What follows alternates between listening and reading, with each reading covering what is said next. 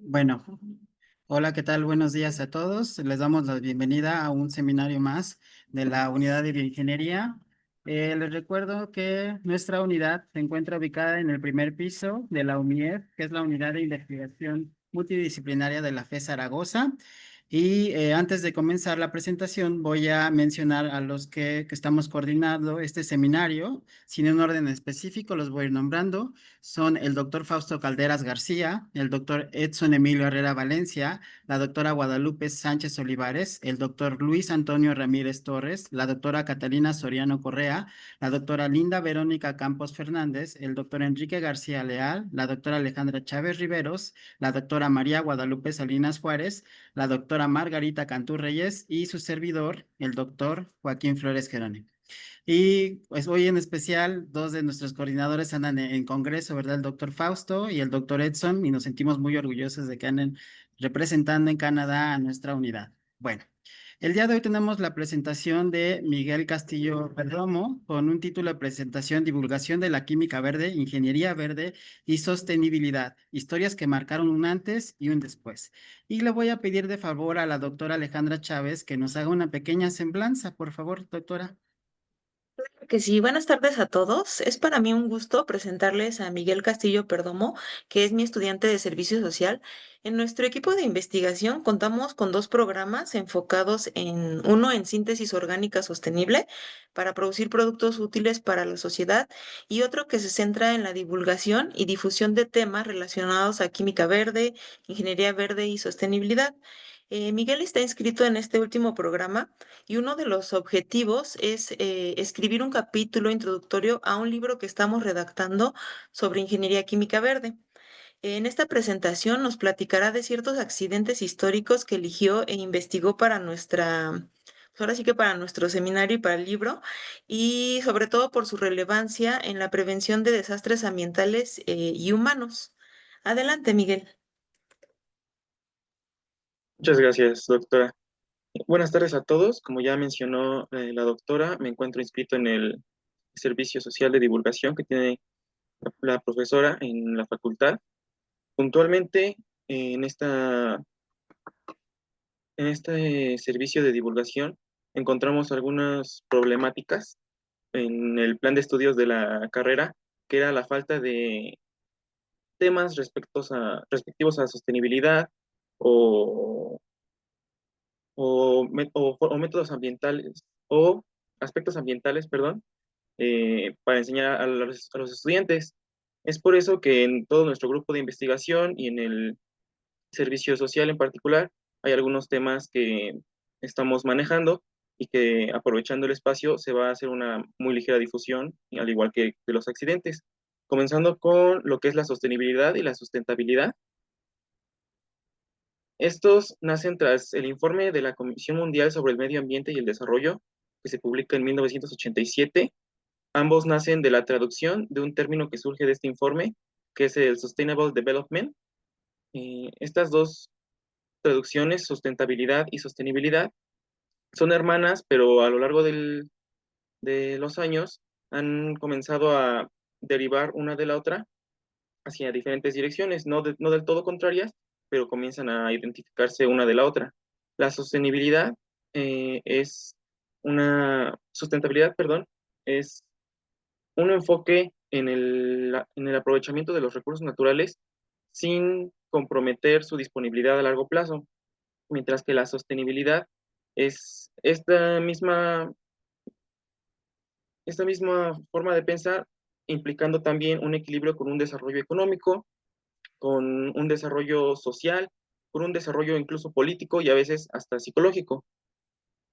Otro término que estamos también tratando de darle difusión es la química verde. Esta es una filosofía que se promueve para eliminar el peligro intrínseco que se encuentra en la química.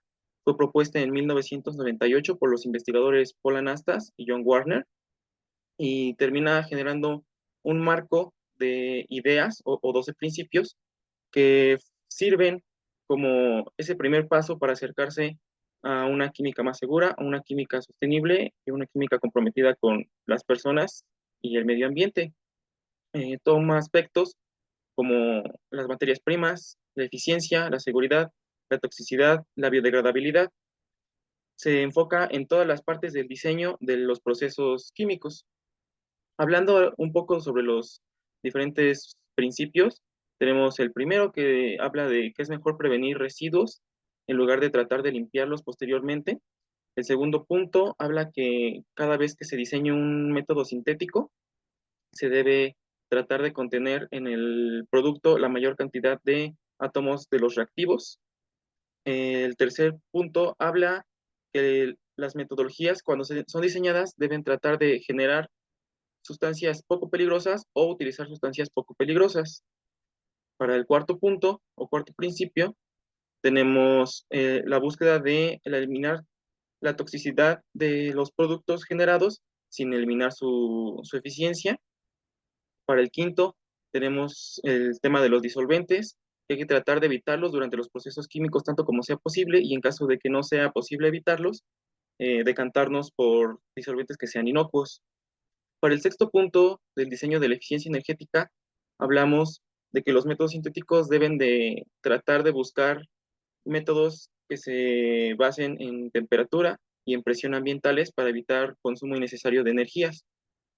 Para el séptimo punto, hablando de las materias primas, nos enfocamos en buscar métodos que permitan utilizar materias primas renovables en lugar de materias primas no renovables. Para el octavo principio, tenemos que durante los procesos de síntesis químicos, las derivatizaciones generan pasos extras que generan a la vez residuos extra. Es por esto que se deben de buscar rutas de síntesis más directas que eviten generar nuevos residuos en cada paso de derivatización. Para el noveno principio, tenemos el empleo de catalizadores, que habla puntualmente de que siempre que se pueda utilizar reactivos catalíticos, es mucho mejor que los reactivos estequiométricos. Para el décimo punto, hablamos de los productos químicos y cómo estos deben degradarse en productos inocuos al final de su vida útil. El onceavo punto habla sobre una supervisión y control para evitar la formación de sustancias peligrosas durante nuestros procesos de síntesis. Y el doceavo y último punto igualmente habla de una supervisión y control, pero enfocado principalmente a la prevención de accidentes. Un poco que es de lo que hablaremos posteriormente, ¿no? Igualmente, en 2003 surge un nuevo marco, que es la ingeniería verde, propuesto igualmente por Paul Anastas, sin embargo, ahora de la mano de Julie Zimmerman.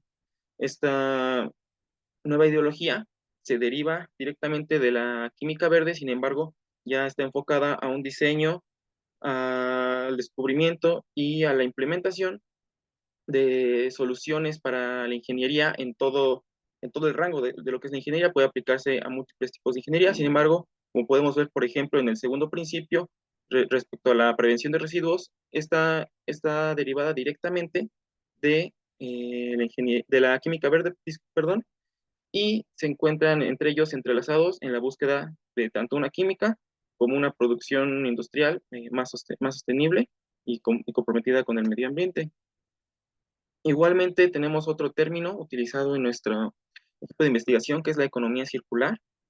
Este es un sistema de producción, consumo y de desarrollo económico que se basa en tratar de reducir la producción de residuos, en tratar de reincorporar esos residuos a un proceso productivo.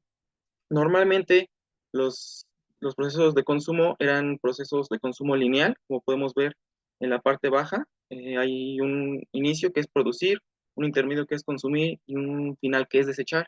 Sin embargo, esta economía circular se basa en producción, uso, reutilización, reciclado, rediseño y los residuos que anteriormente serían desechados, reintegrar al ciclo de producción para poder reutilizarlos y evitar el desecho masivo de residuos.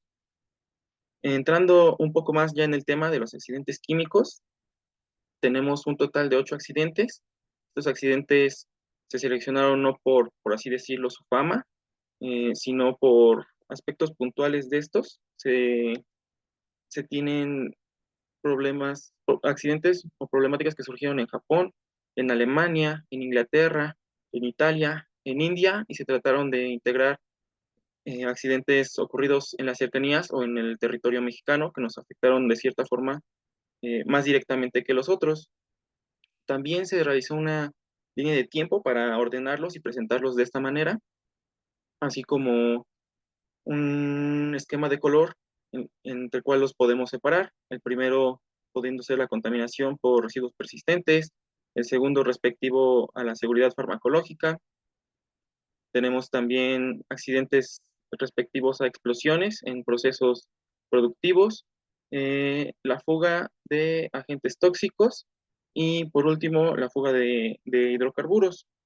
Comenzando con nuestro primer accidente ocurrido en Japón, la enfermedad de Minamata fue un desorden neurotóxico producido por el consumo de productos marinos contaminados.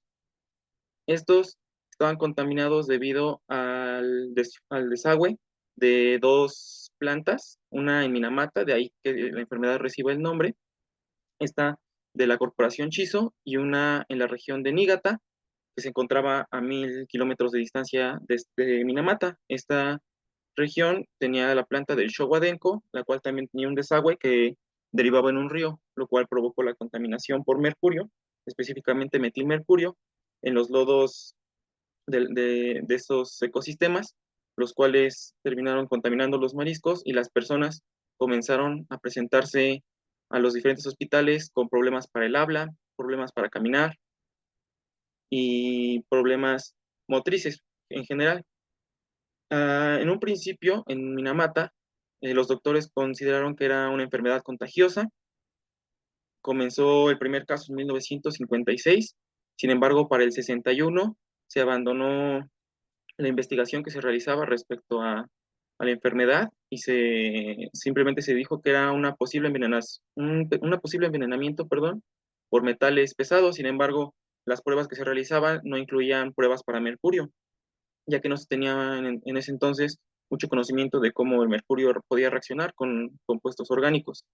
Es después, en el 65, que ocurren los primeros casos en Niigata. Se crean nuevos grupos de investigación que dan con el metilmercurio como el causante de la enfermedad y comienza a haber reprimendas contra las fábricas y sus sistemas de desagüe. Muchos años después, en el 2010, comienza a haber en Japón y en Suiza pláticas respectivas a generar un convenio para eliminar el mercurio en las actividades productivas del mundo. Y no estas 3 años que se ponen de acuerdo los países respecto a los artículos mencionados dentro del convenio de Minamata, que se comienza a firmar este convenio y se le otorga el nombre de Minamata en honor a las víctimas de la enfermedad. Actualmente, 152 países forman parte de este convenio y justo en este año hay una meta para eliminar el uso del mercurio como catalizador en los procesos productivos de cloro. Nuestro siguiente accidente, el de la talidomida, tiene inicios en Alemania, ya que ahí la empresa de Grünenthal comienza a desarrollar investigaciones para un sedativo animal. Tras el desarrollo del producto, comienza a enfocarse en utilizarlo para el uso humano y para 1957 se comienza a comercializar en Alemania bajo el nombre de la talidomida, este compuesto activo que al comenzar a ser utilizado en humanos, los doctores comienzan a recetarlo para su uso en mujeres embarazadas debido a los efectos que tenía para aliviar las náuseas matutinas. Comienza a utilizarse para tratar estas náuseas en países como Alemania, Gran Bretaña, España, Japón, Australia, no solamente en la Unión Europea. Sin embargo, para 1961 se detecta un aumento en los abortos espontáneos, así como en malformaciones en los niños.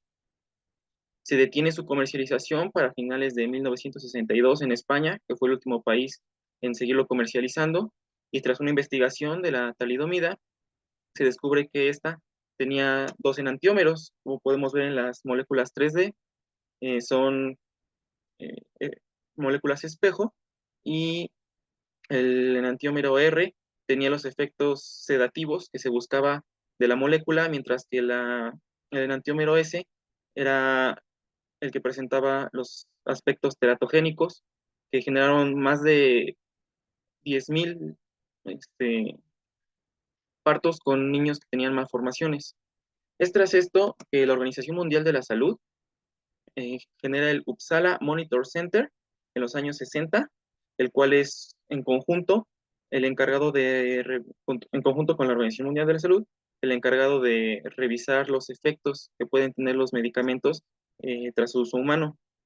En base a este, se deriva la creación de algunas nuevas agencias regulatorias a escalas nacionales, como es la EMA en Europa o el BfArM en Alemania, y otras agencias como la FDA en Estados Unidos, que no autorizaron la venta de la talidomida en su territorio, generaron nuevas regulaciones para el uso de medicamentos.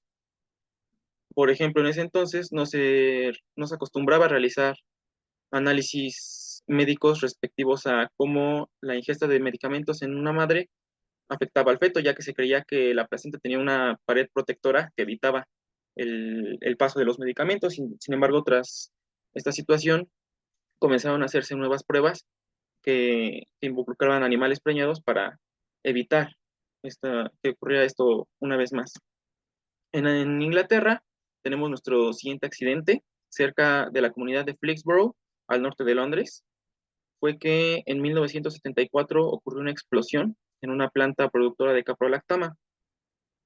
Esta planta comenzó a funcionar a su máxima capacidad a inicios de ese año.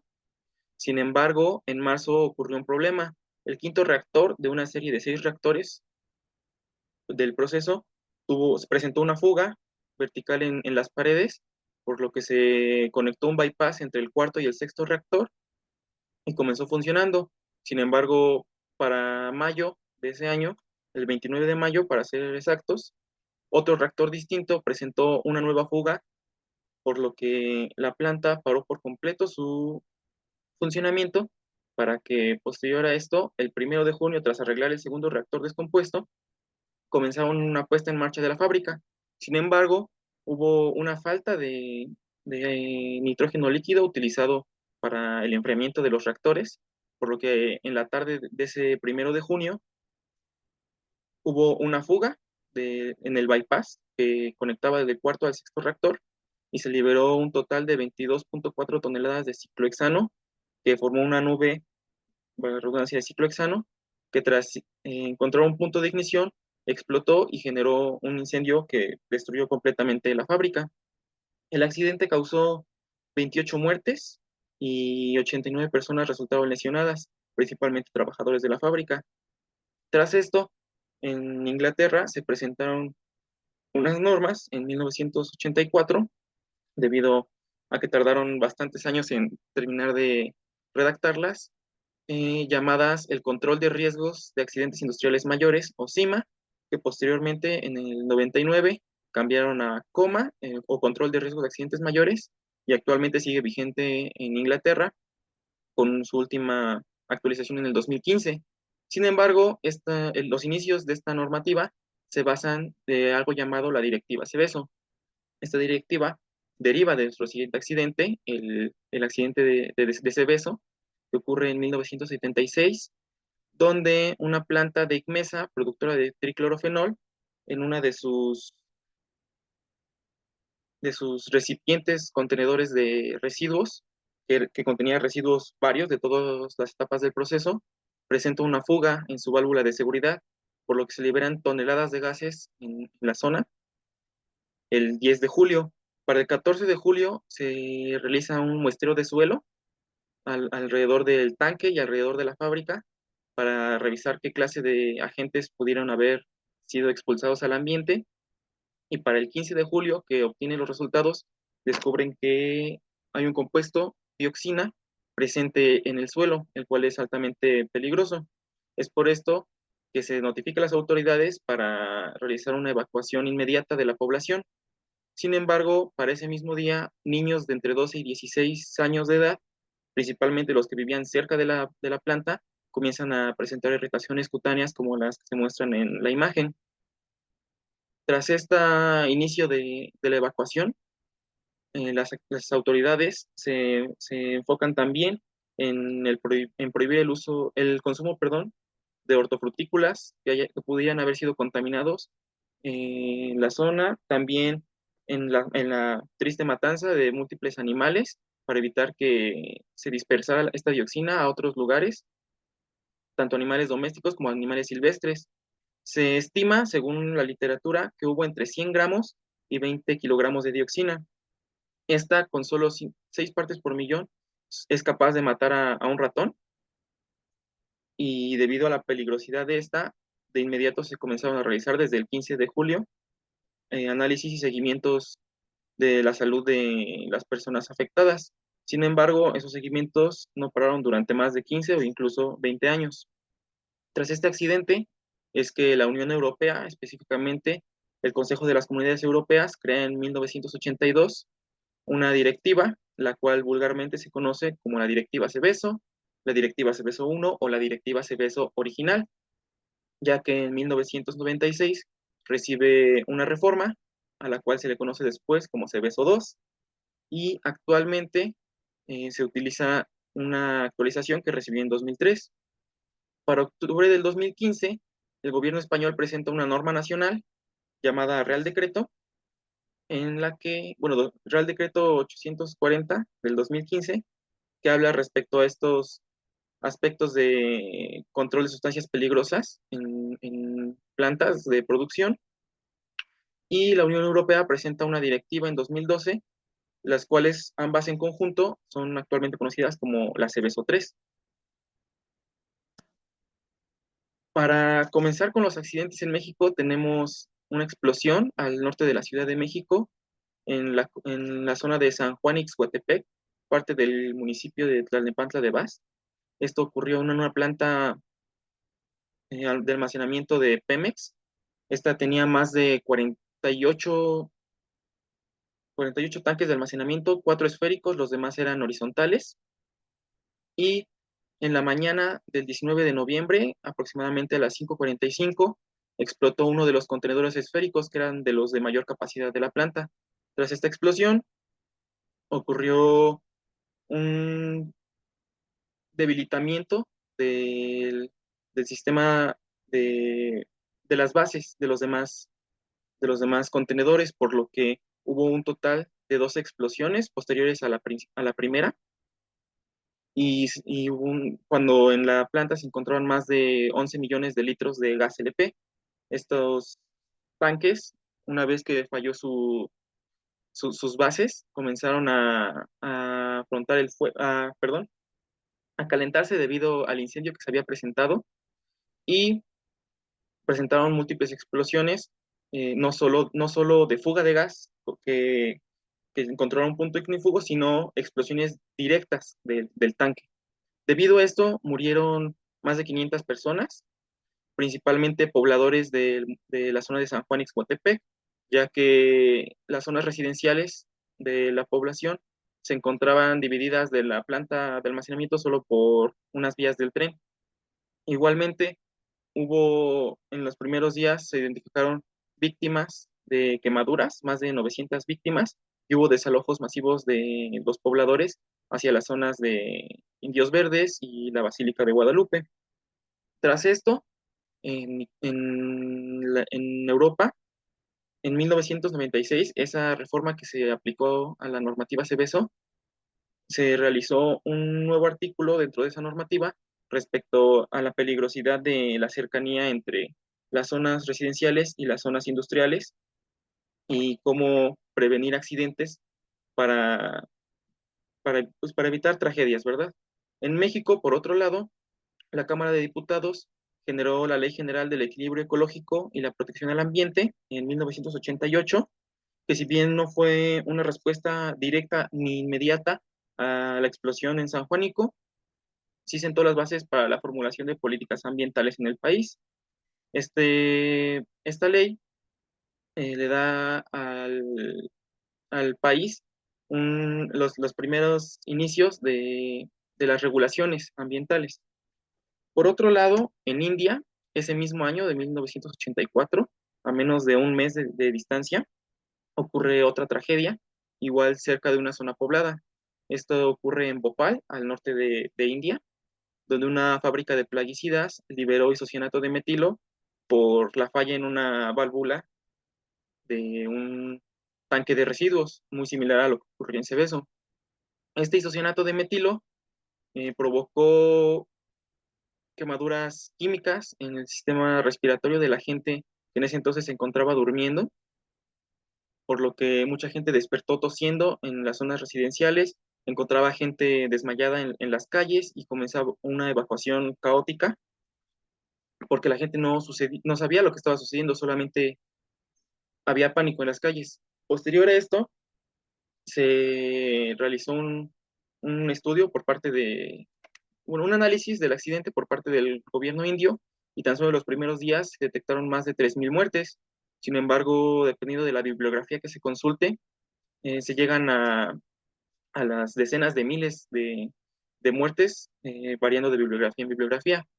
Las personas que sobrevivieron no salieron inertes, no salieron indemnes, perdón, sino que hubo muchos casos de personas que perdieron la vista, el olfato, el gusto, las quemaduras químicas, que si bien hubo gente que las sobrevivieron, quedaron también bastante lastimados, hubo gente que perdió el sentido del oído, hubo mujeres embarazadas que tuvieron abortos espontáneos, nacimientos de bebés con malformaciones, desarrollo de múltiples tipos de cánceres.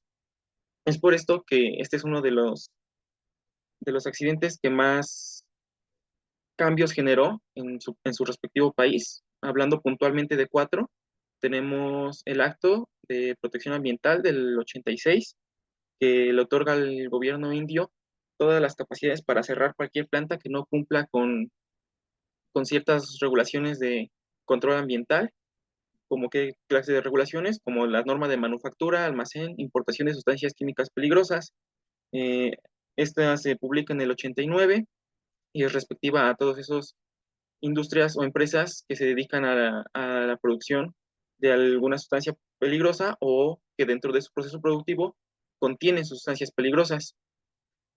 Igualmente, en el 87 se reforma la enmienda del acto de las fábricas, el cual habla principalmente de seguridad para el trabajador, y se realiza esta enmienda para incluir mayor importancia a los sistemas de seguridad y de emergencia a la hora de este tipo de accidentes.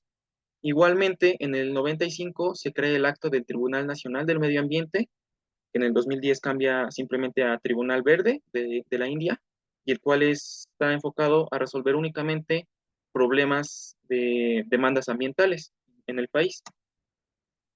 Tenemos también un accidente en la refinería de Texas City, en Texas, en Estados Unidos, ocurrido en el 2005. Este ocurre tras la puesta en marcha de una torre de isomerización por parte del turno de la noche. Continuó el turno de la mañana realizando la puesta en marcha. Sin embargo, una alarma de nivel, un sensor de nivel de la torre, tuvo una malfunción y no indicaba el nivel dentro de la torre. La gente encargada, ya fuera los encargados de turno, los encargados del proceso, creían que había un nivel de aproximadamente 3 pies dentro de la torre, cuando hubo un momento en el día en el que incluso llegó hasta los 27 metros. Tras varias decisiones que se toman durante la puesta en marcha, como el calentamiento de los hidrocarburos que están entrando a la torre por el precalentado o un reflujo para otro precalentado, así como la falla de un sistema de seguridad de alta presión, es que en un momento de avanzado el día se detecta un sensor de alta presión. Los encargados de la torre no entienden cómo puede haber alta presión dentro de la torre, por lo que manualmente abren una válvula que envía los gases de la zona alta de la torre a una torre de venteo. Sin embargo, al no saber el nivel real dentro de la torre y abrir de forma rápida la válvula en la torre de venteo, se presenta una salida de hidrocarburos de tipo geyser, hidrocarburos que se encontraban hirviendo, por lo que al salir se comenzaron a dispersar tanto por el suelo como de forma gaseosa, y al llegar a una camioneta de tipo diésel que se encontraba estacionada cerca de la torre, encuentra un punto de ignición dentro del motor y ocurre una explosión y un incendio. En este caso, ocurren 15 muertos y 180 heridos, principalmente trabajadores de la planta. Sin embargo, también ocurre tragedia en los contratistas, que eran los responsables de esa camioneta de motor diésel. Es por esto que, al menos en América, el Instituto Americano del Petróleo presenta cambios a 4 de sus prácticas recomendadas. En la práctica 521 la asciende el, el nivel de importancia de práctica recomendada a norma, y esta habla directamente del sistema de alivio de presión en las plantas. Para la práctica recomendada 753, que establece sobre la ubicación de remolques y edificios portátiles en las zonas de riesgo, se realiza una reforma para mejorar estas directrices, debido a, como mencioné, pues fue una camioneta de unos contratistas los que estaban, el que, el que permitió un punto de ignición al accidente. La reforma 754, que propone indicadores de seguridad en procesos petroquímicos y de refinación, igualmente recibió reformas para fortalecer sus artículos, y en el caso de la práctica recomendada 755, que orienta sobre la gestión de riesgos de fatiga en las refinerías y plantas petroquímicas, se incluyó mayor información en cómo evitar que los encargados de turno o las personas que se encuentran dentro de los procesos eh, tengan menos errores humanos debido a la fatiga tanto física como mental. El último accidente que analizamos fue el derrame del Deepwater Horizon. Fue un accidente ocurrido en 2010, el 20 de abril. Este ocurrió en una plataforma petrolera enfocada únicamente a taladrar los pozos a extraer. Sin embargo, ese día se encontraba taladrando el prospecto Macondo cerca de las costas de Luisiana, Estados Unidos, por parte de un contrato que se tenía con British Petroleum. Sin embargo, por un movimiento, un deslizamiento de los lodos del fondo marino, eh, los lodos acceden al taladro, por lo que se genera un ascenso de tanto lodos como de una burbuja de gas que se encontraba en el pozo. Tras detectarse el ascenso de estos, se activa un sistema de emergencia que bloquea el paso de los gases, del crudo y de cualquier cosa que se pudiera encontrar dentro del taladro. Sin embargo, por el deslizamiento de los lodos, el taladro recibe una deformación, por lo que el sistema no se activa correctamente y el crudo termina ascendiendo hasta la zona de la plataforma, donde igualmente encuentra un punto de ignición y ocurre una explosión y un incendio. Hubo 12 personas fallecidas y 17 personas heridas en este accidente, todos trabajadores de la plataforma. Sin embargo, debido al caos por la explosión y el incendio y los 2 días de continuos esfuerzos para apagar la plataforma, no se dieron cuenta inmediatamente de que el taladro, a la hora de activar el sistema de seguridad, se fracturó y estuvo liberando una cantidad inmensa de crudo al mar.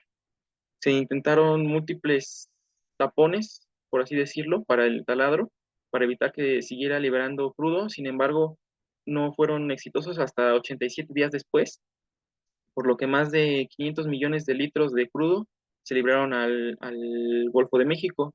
Por las corrientes que se encuentran dentro del Golfo, la mayoría de estos litros de crudo ascendieron hacia el norte, hacia Estados Unidos, y hubo mucha biodiversidad afectada principalmente cerca de los estados de Mississippi, de Luisiana, de Florida, ya que todo ese crudo pues afectó a los corales, a los peces e incluso a las aves que se alimentan de estos. Hablando puntualmente de México y pensando en la reforma energética que ocurrió en México en el 2013, hubo en 2014 la formación de la Agencia de Seguridad de Energía y Ambiente, o ASEA, a la cual se le dio la encomienda de regular la seguridad industrial en el sector energético. Igualmente, la Comisión Nacional de Hidrocarburos, tras esta reforma energética, generó un fortalecimiento en cláusulas para contratos de empresas privadas que tenían intenciones de explotación de pozos petroleros en la zona del Golfo de México, específicamente en las zonas nacionales, todo derivado de esta reforma energética. Hablando de estos accidentes, no se seleccionaron por su fama, ¿no? Tenemos aquí tres ejemplos de accidentes que nos han ocurrido en México, que nos han hasta cierto punto afectado en México, perdón, todos casualmente involucrando la petroquímica, una de las principales industrias mexicanas. Sin embargo, también, pues, cada uno generó una normativa nueva o alguna modificación de la cual también la industria mexicana puede aprender un poco o se puede basar para generar sus propias normativas. Es todo por parte de los accidentes, aprovechando el espacio. Me gustaría agradecerles por su atención, agradecer a la facultad y a la universidad por la formación prestada, al Departamento de Servicio Social, a la jefatura de la carrera de Ingeniería Química y especialmente a la doctora Alejandra por su guía. Estos serían las bibliografías de la presentación y le cedo una vez más el control al profesor Joaquín. Sí, muchas gracias, Miguel. Muy interesante tu plática y muy importante conocer esta información, ¿verdad? Les comento que pues, vamos a la parte de las preguntas. Recuerden que pueden hacer sus preguntas reaccionando. Tenemos una parte de reacción ahí en el Zoom y pueden levantar su mano o lo pueden escribir en el chat y yo leo las preguntas si no quieren abrir su micrófono. Por ahí veo ya unas manos levantadas. Doctor Edson, por favor. Este, sí, buenas tardes a todos, ¿me están viendo? Sí, ¿y me escuchan? Buenas Te tardes. escuchamos fuerte y Buenas claro. tardes, doctor. Sí, Buenas sí, tardes. me quedo aquí en el carro porque se me vaya a cortar la pregunta. Entonces, pues primeramente, quiero felicitar a nuestro estudiante, quisiera, pues obviamente, felicitar por los trabajos que se están haciendo. También reconocer el trabajo amplio de la profesora Alejandra. La profesora Alejandra es alguien a la que nosotros admiramos mucho y queremos mucho de ahí dentro del grupo. Es una persona que va a cambiar mucho la investigación en el área de química verde de la facultad y más adelante será, pues uno de las principales investigadoras de aquí, ya lo es, pero va a ser más. Entonces, pues yo te quiero felicitar porque explicas muy claramente. Fíjate que ahora que estamos en el Congreso de Canadá, yo estoy ahorita ya en Montreal, aquí en su casa, vi mucho esa palabra de economía circular y yo no entiendo nada. Yo nada más sé que tengo la tarjeta endeudada y tengo que pagarla, ¿no? Entonces, lo que quería comentarte es, ¿podrías definirme bien qué es economía circular y por qué se concatena con la química verde? ¿Por qué es tan importante esa unión entre esas dos disciplinas? ¿Serías tan amable de comentarme esta parte, estas dudas que tengo, que son amplias, por favor? Claro, claro, doctor. Hablando de la economía circular, se forma como un diseño tanto productivo como económico para evitar generar residuos. Si volvemos, por ejemplo, a la química verde, tenemos uno de sus principios, habla de la prevención de residuos, que es casualmente el primero. Entonces, es un poco la relación que tienen entre ellos, que ambos buscan reducir impactos ambientales, reducir la generación de residuos. Hablando una vez más de la economía circular, recibe el nombre de circular por ese ciclo que busca encontrar entre esa generación de residuos que en lugar de simplemente desecharse, entre a un nuevo proceso, a un rediseño que permita un nuevo aprovechamiento como, ya no como residuo, sino como una nueva materia prima. Entonces, Pon tu es, diapositiva, Miguel, porfa. claro que sí.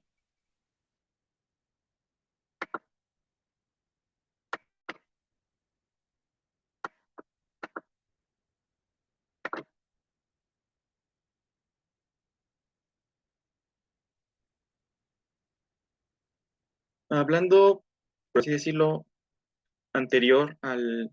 Hoy se cerró mi PowerPoint, una disculpa, pero retomando la explicación, podemos ver que recibe el nombre circular por el ciclo y que rechaza esa idea previa de solamente consumo y desecho, sino generar la oportunidad de rediseñar y reaprovechar los residuos que para otras personas sean residuos, poder volverlas nuevamente materias primas. Ujú. Muy bien, me queda mucho más claro. Mucho más, porque te digo que ahora en el Congreso de Polímeros estuvimos viendo eso y hay muchas cuestiones ¿qué es? Sustentables, sostenible, Sostenibles. economía circular. Entonces ahora Ujú. entiendo que mi quincena no es economía circular, nada más llega y se va y ya no se puede recuperar, ¿verdad? Entonces eso Ah, sería básicamente la conclusión más grande. Bueno, pues ni modo. ujú. Te felicito, Miguel. Muchas Explicas muy gracias. bien y tienes muy buena Muchas presencia. gracias. Y felicidades a la doctora Alejandra por su trabajo, que ahí se ve ya su mano. Muchas felicidades. Gracias, doctor. Muchas gracias, doctor Gracias, Edson. Joaquín. Gracias. Veo la mano levantada del doctor Luis Antonio, por favor, doctor. Sí, doctor Joaquín, gracias por la palabra. Primero, Miguel, muchas gracias por tu presentación. Coincido con el doctor Edson, expones muy bien, muy tranquilo, de una manera adecuada. En ese sentido, no tengo ninguna crítica que hacerte. También las diapositivas me parecieron adecuadas. Hay más imágenes que texto, muy bien, y tiene sus respectivas referencias. Muchas gracias. Sí me parece muy interesante analizar los casos de estas tragedias que pues en principio no deben de darse, ¿verdad? Lo que sí valdría la pena, yo te sugeriría, es que sí la conexión entre la química verde, economía circular y todo eso que se mencionó, pues sí tenga una conexión con los accidentes. La mayoría de estos accidentes seguramente son debidos a faltas de seguridad o de protocolos y etcétera, ¿verdad? Sí. Sí hay que resaltar la conexión que tiene con la química verde, con el aprovechamiento de los recursos, de los reactivos y demás. Eh, en la actualidad, digamos que el caso más impactante, ¿no? Por lo mismo de que es actual, pues es el choque de esta pipa, ¿no? Que fue aquí por Campus 2. También ahí es un caso de negligencia por parte de las empresas y bueno, es algo que está en la actualidad. No voy a hablar mucho del asunto porque todavía no es concluyente. También hay un caso de una farmacéutica muy importante ahí en Estados Unidos que es la farmacéutica Purdue, creo que se llama Purdue, que también por cuestiones de negligencia, estas empresas son multimillonarias, se blindan con un montón de bufetes de abogados para encontrar huecos legales en las leyes estadounidenses. Y pues bueno, ellos siguieron ofertando un fármaco que causaba mucha adicción y mató a mucha gente, ¿verdad? De manera indirecta, por supuesto. También es un caso que valdría la pena que agregaras en la manera de lo posible, ¿verdad? Pero insisto, esta conexión de la química verde y de la economía circular, la sustentabilidad y la sostenibilidad, no me parece tan, digamos, tan directo con los casos que nos mencionabas, ¿ok? Sí, Ujú. por supuesto debe tener una componente ahí de que no haya aprovechamiento de energía o acumulación de reactivos o de productos, que eso generaron los accidentes, ¿verdad? Yo sí recomiendo hacer más explícita esa conexión entre la química verde y todos estos accidentes trágicos y que efectivamente deben de difundirse, deben de no olvidarse, ¿verdad? Ujú. Hay varias vías para encontrar la difusión o la divulgación de este tipo de cosas a través de videos en YouTube, por supuesto o a través de videos cortos, de videos de shorts, ¿verdad? Que es lo más común, digamos, que es a lo que se encuentra más comúnmente las personas, ¿no? Y las personas que no se dedican a la química y ese tipo de cosas, pues sí deben de saber este tipo de problemática y ejercer presión política y social a este tipo de empresas, ¿verdad? Porque en la mayoría de los casos, desafortunadamente, pues se salen con la suya, ¿no? Por lo mismo de que tienen todo un ejército de abogados, están bien blindados, ¿no? Tienen influencia política y en muchos casos sí se llegan a acuerdos, pero no suficientes, ¿verdad? Siempre hay que tener el ojo ante estas empresas. También hay un caso muy importante ahorita que estoy recordando del teflón. Em, hay un canal de YouTube que se llama Veritasium que expone con mucho más detalle este caso del teflón, que es una empresa muy famosa que utiliza un reactivo en específico para generar teflón. Desafortunadamente, el teflón es muy poco reactivo y no tiene bioabsorción ni nada de eso y llega hacia fuentes de agua primarias y empezaron a enfermar a muchas personas, al ganado, etcétera, ¿no? Eso también es un caso muy interesante que en su tiempo fue ocultado, ¿verdad? Por conveniencia. Pero bueno, seguramente hay muchos casos que se están llevando a cabo en este momento, pero por cuestiones políticas, pues no se platica, ¿verdad? Pero sí me parece muy interesante ese aspecto. Y pues bueno, a grandes rasgos esos serían mis comentarios. También felicito a la doctora Alejandra por estos temas tan interesantes que ya hacían falta aquí en los seminarios. Eh, la química verde es algo importantísimo. Ya se había hablado de la economía circular a partir de la doctora María Guadalupe Sánchez, Salinas, perdón. Y pues bueno, esto siempre es nutritivo para los seminarios. Te felicito, Miguel. Sería todo, doctor Joaquín. Gracias. Muchas gracias, doctor Luis, por su participación. Doctora Margarita Cantú, veo su mano levantada, por favor. Sí, hola, buenas tardes. Muchas gracias por la presentación, está muy interesante. Tengo dos preguntas. Yo cuando vi la publicación o la difusión de tu plática, tenía en mente otra cosa, porque dice divulgación de la química verde, ingeniería verde y sostenibilidad. ¿De casualidad sabes la diferencia entre divulgación y difusión de la ciencia? Y luego también hay otra definición interesante, que es la de la comunicación de la ciencia.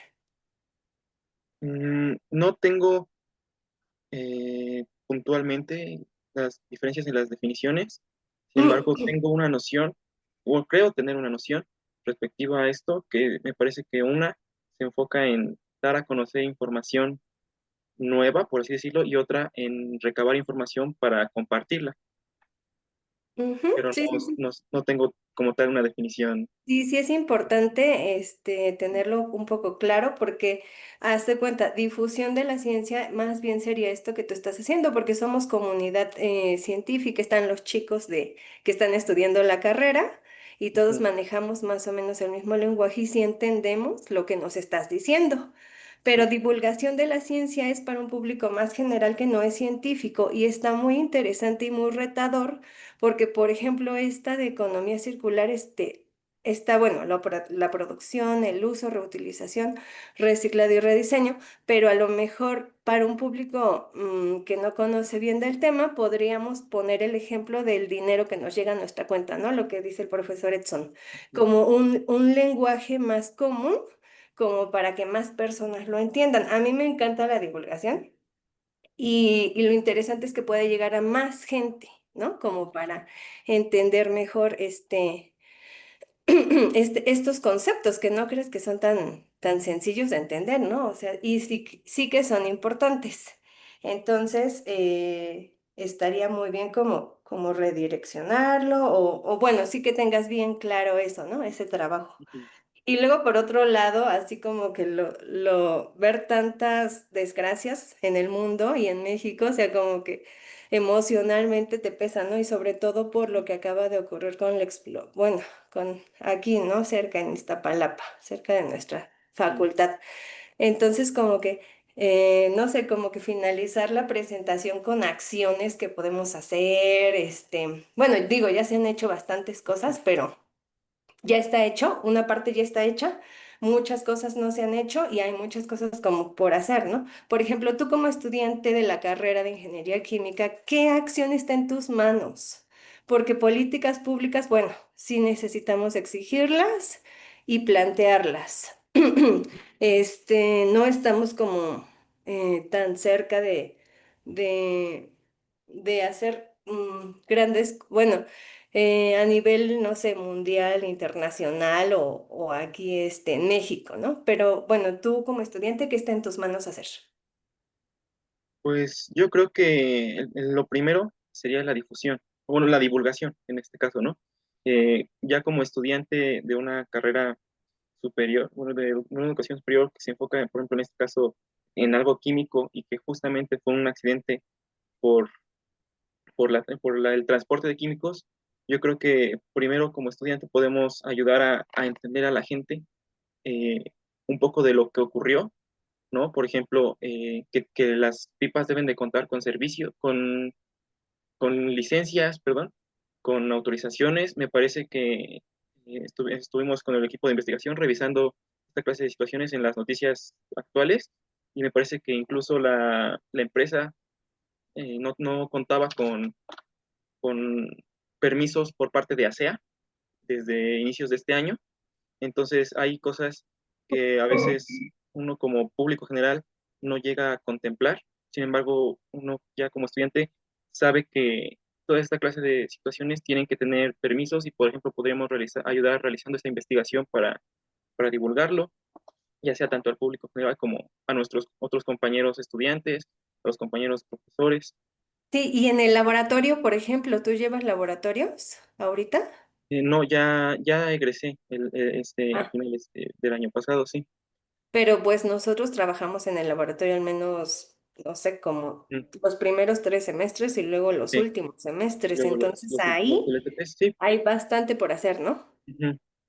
Se Sí. puede hablar respecto, o bueno, quizá no mejorar, pero por ejemplo a darle conciencia o concientización a los compañeros estudiantes respecto a los contenedores presurizados, que era a final de cuentas algo que se estaba transportando, un contenedor presurizado, en los laboratorios, tenemos ese entendimiento de llenado de los tanques de almacenamiento, ¿no? De no superar cierto nivel. Yo creo que Sí, es algo que podemos ayudar como a darle entendimiento a sí. los que venimos entrando a Sí. este Es aspecto importante y de también tener muy, muy, muy claro las medidas de seguridad que tenemos que seguir en el laboratorio, ¿no? Para sí, empezar. sí, que a final de cuentas, Sí, sí, pues porque luego si desde la facultad no te cuidas, llegas a la industria y no te dan el material de seguridad adecuado y tú no lo exiges porque estás acostumbrado a no usar la bata bien puesta, los guantes, los gogles y la mascarilla para los disolventes orgánicos, al menos en Laboratorio de Ciencia Básica 3, que por cierto aquí hay muchísimos estudiantes que llevan ciencia básica, entonces desde pequeños es muy importante que ustedes se cuiden sus vías respiratorias con la mascarilla, el usar los guantes y los gogles, aunque tengan lentes. Entonces son pequeñas acciones que de verdad hacen la diferencia y tener muy en claro las medidas de seguridad. sí. Ahí finalmente puedo ver tu diapositiva de objetivos. No, ok. Tengo la diapositiva respectiva a los temas que estamos un poco desarrollando dentro del Mm. servicio.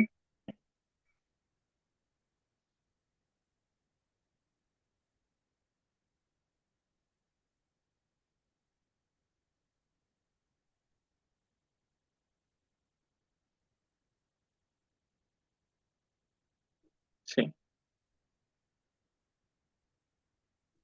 Mm, ok. Ah, muy bien.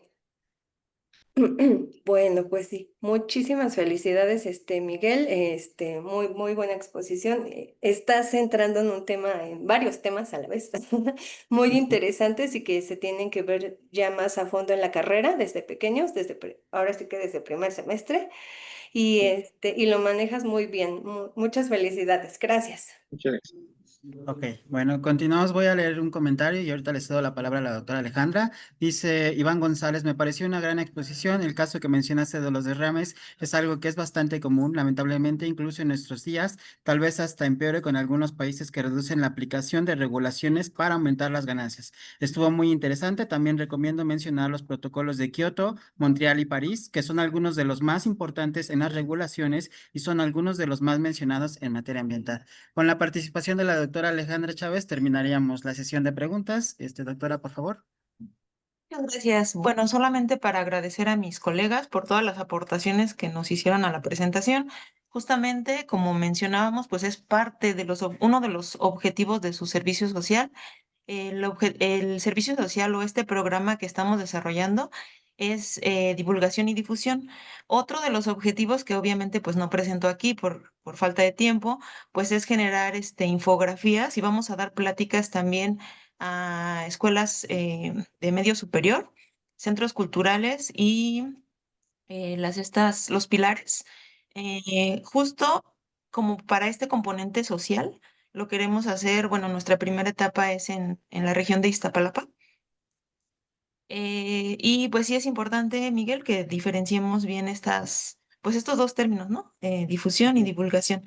Sí. Y pues nada, solo invitarlos pues a nuestros seminarios, que continúen viéndolos porque pues vamos a seguir dando avances de nuestro equipo de investigación en este aspecto, tanto de la parte de divulgación y difusión como de la síntesis utilizando química verde. Muchas gracias, doctora Alejandra. Bueno, nada más me resta agradecerles a todos por su asistencia al seminario y por su interés en estos temas. Recuerden que este seminario se está grabando y lo pueden consultar o volver a ver en nuestro canal de YouTube, que si lo ponen en el buscador de YouTube, Laboratorio de Radiología y Fenómenos de Transporte, les va a aparecer la página y podrán ver este seminario. Muchas gracias y que tengan una excelente tarde. Nos vemos. Hasta Hasta luego, nos luego. vemos. Gracias. Bye, hasta Felicidades a luego. todos. Felicidades, Miguel. Hasta luego. Felicidades, Alejandra. Nos A vemos. todos. Bye. Gracias, doctor. Gracias. Felicidades, Miguel. Saludos. Eso.